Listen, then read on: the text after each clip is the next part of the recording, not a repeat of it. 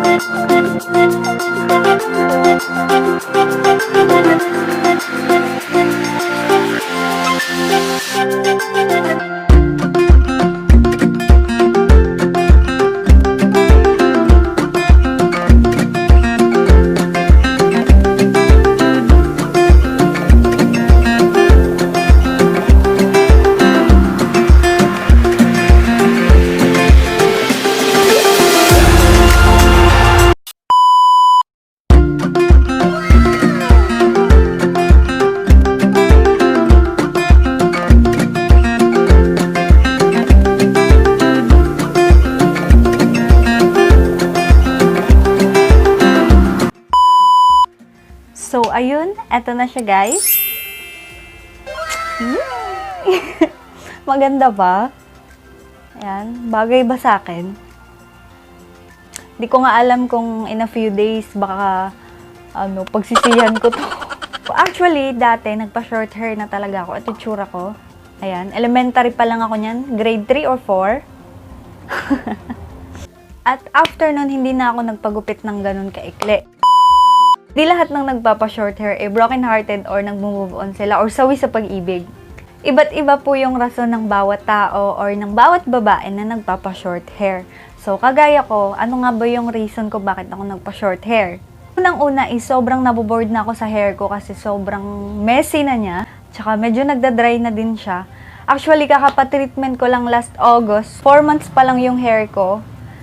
Pero wala ganun talaga. Kasi nga, kulot talaga ako. So, bumabalik talaga siya sa dati. Second is, naglalagas siya. So, kapag every time na naliligo ako, sobrang daming nalalagas na buhok. Ang third is, sobrang tamad ko talaga magsuklay.